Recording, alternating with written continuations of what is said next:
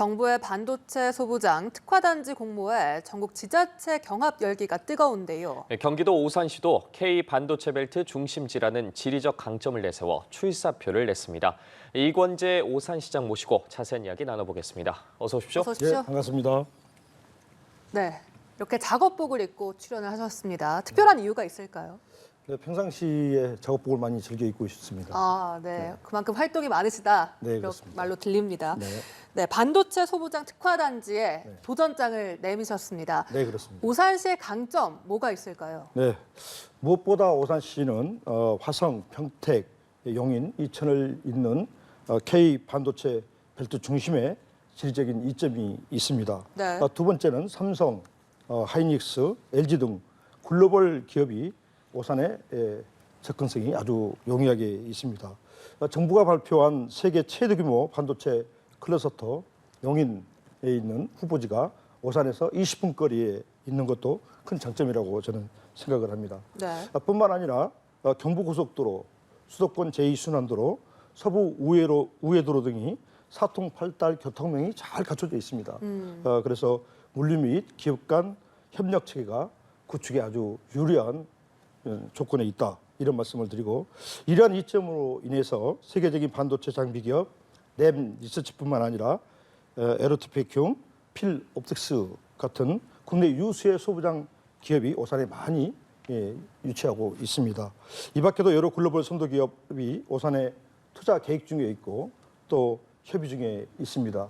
또한 그뿐만 아니라 생산기지 역할뿐 아니라 세계 일본 대표 소재 기업인 이데미치 코산이 해외 첫 R&D 센터를 구축하고 내년 1월부터 개통을 시작을 하려고 준비를 하고 있습니다. 다시 말하면 오산시에는 세계적인 소부장 기업과 국내 기업, 대학, 연구센터와의 기술 제휴나 연구 개발이 활발해진다면 결과적으로 반도체 소부장 국산화 또는 인재 양성 기회에 크게 기여할 수 있다고 생각을 합니다. 현재 오산시는 새 후보지 경기도 지역 중에 가장 유력한 것이 시유지를 한 곳에 차지하고 있습니다. 그래서 네. 시유지가 있다는 것은 토지 보상이나 여러 가지 행정적 뒷받침을 충분하게 할 수 있다라는 그런 좋은 장점이 있고요. 또 이미 오산시에서는 TF팀을 구성해서 소부장 기업 유치나 또 지원을 강화하고 있습니다. 이런 장점, 강점을 많이 알아주셔서 산자부에서도 이번 후보지로 가장 유력하게 아마 보고 있지 않나 생각을 합니다. 꼭 도와주셨으면 감사하겠다는 말씀을 드립니다. 예, 오산시의 강점을 말씀해 주셨는데 이제 민선 8기가 출범한 지도 1주년이 됩니다. 네. 신임 시장으로서 좀 이전과는 다른 새로운 정책들로 관심을 끌었는데 네. 어떤 부분이 달랐을까요? 네, 가장 시급한 것이 저는 교통 문제라고 보고 있습니다. 예. 도로 건설 등 SOC 사업은 단시간에 끝낼 것도 아니고요. 또한 작은 돈으로 예산을 투자한 게 아니라 많은 예산이 있어야 됩니다. 네. 저는 앞으로 이 교통은 도시의 발전과 매우 밀접하다고 생각을 하고 있는데요. 민선 8기 시정 목표인 인구 50만 경제 자립도시를 만들기 위해서는 선제적 교통 체계가 구축돼야 된다고 저는 생각을 했습니다. 예. 네. 지금의 오산의 현실을 보면 용인, 화성, 안성 등 인근 지자체를 오가는 차량은 늘어났는데 교통 대책은 개선되지 않고 있습니다. 그래서 저는 오산, 송정 간 도로 개통을 요구하고 있고요. 또 오산, 화성 간, 정남 간 도로를 개통하기를 원하고요. 예. 또 오산, 안성 간 선장 휴게소까지 연결되는 도로가 아직도 40년, 50년 돼 있는데 지금까지 이사선으로 돼 있습니다. 그래서 그 교통 문제를 해결하기 위해서 각 지자체 장님들과 면담도 하고 또 그 대책도 대안도 세우고 있습니다.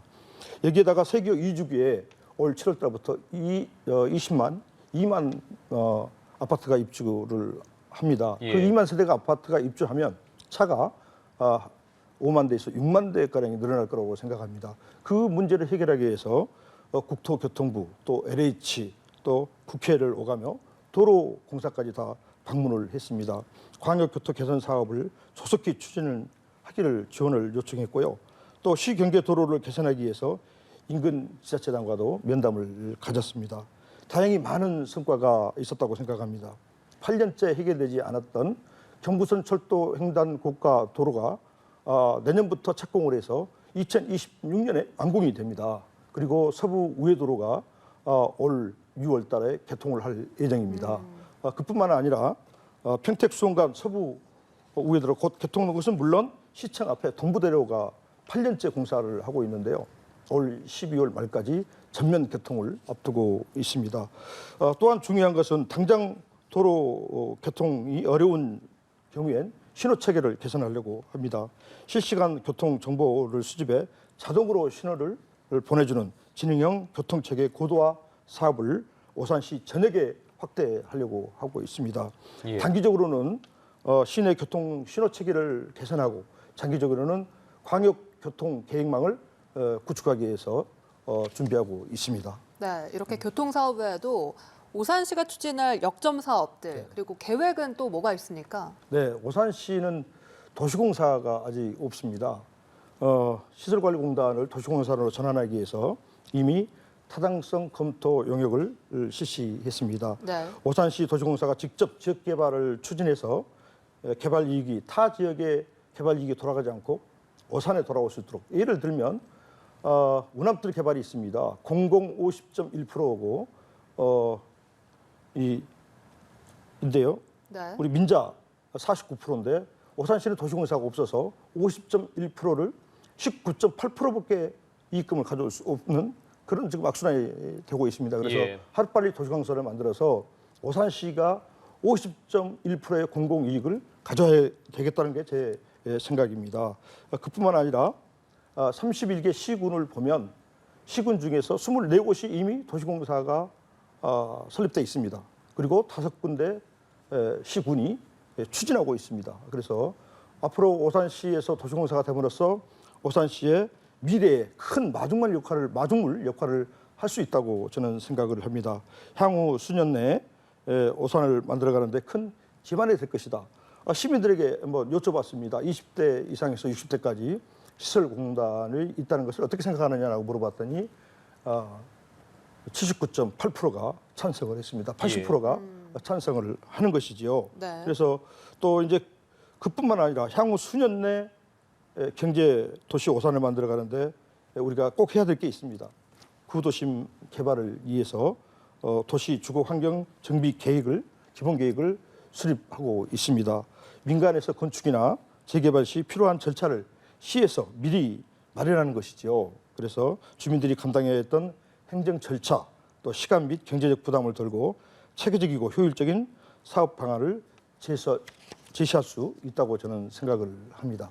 예, 경제 관련 이야기도 좀 해보겠습니다. 이 고금리 고물가로 인해서 어느 곳이나 지역 경제가 좀 위태로운 상황인데 오산시만의 대응 방안 뭐를 꼽을 수 있을까요? 네, 배드타운에서 벗어나려면 오산에서는 첫째 일자리를 만들어야 된다고 생각합니다. 그러기 위해서는 경제 활동을 여건을 마련해야 된다고 저는 생각을 합니다. 네. 반도체 소부장 산업을 큰 줄기로 신산업을 유치하고요. 새로운 산업단지를 조성하기 위해서 활용 가능한 공유부지를 저는 발굴해야 된다고 생각을 합니다. 또한 소상공인 지역 상권의 중심이 되는 지역 축제를 활성화하는 것입니다. 130년 되는 전통시장에서 열리는 수제 맥주가 3일간 오산에서 열렸는데요. 110만이 넘도록 인원이 다녀갔습니다. 또 그뿐만 아니라 올해 12월 달에 크리스마스 마켓을 한 달에 걸쳐서 하려고 합니다.